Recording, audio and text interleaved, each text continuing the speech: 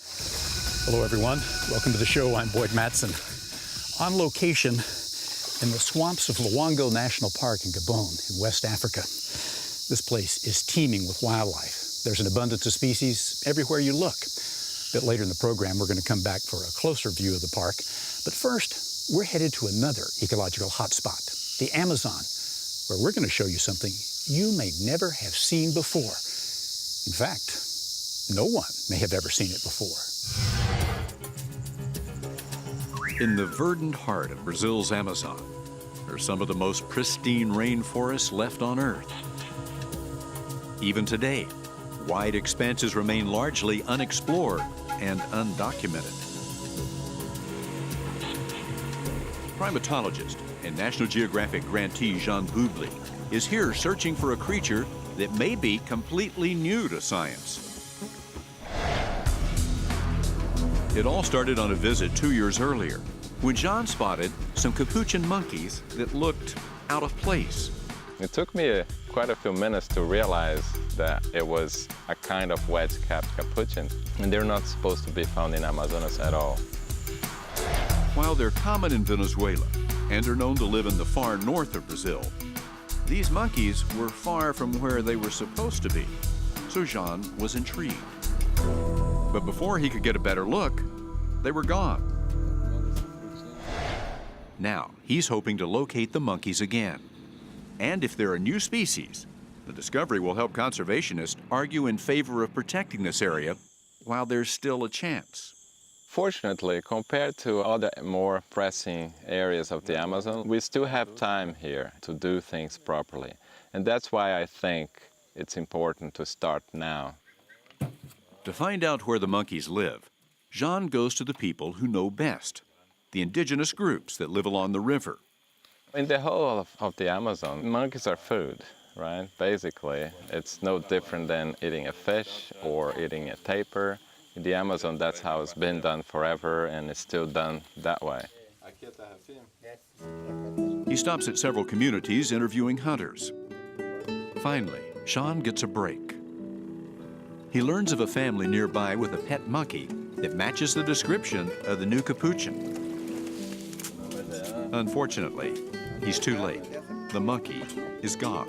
What the women are saying is that he was too messy, like eating the eggs and stuff, and one day she got fed up and set him free on the other side of the river and got rid of him. The monkey may be gone, but the hunter tells Jean where to find others, just a few miles away.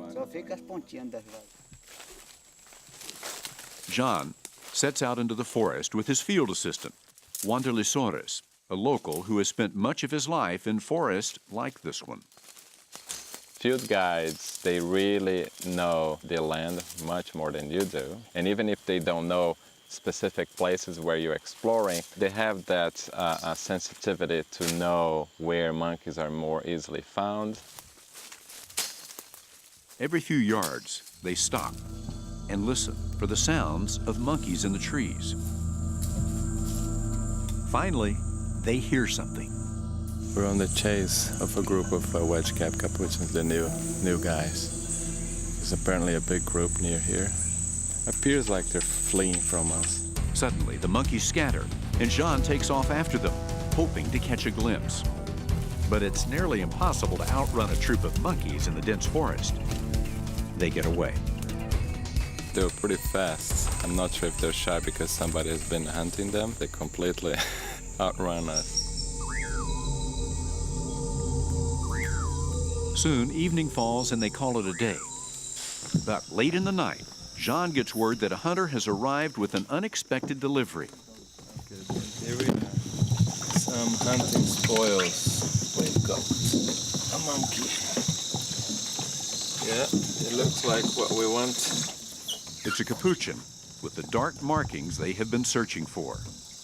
I don't feel that bad that it's not going to be his dinner. At least one is going to be used for science, towards the conservation of those animals in this area, which is not preserved at all.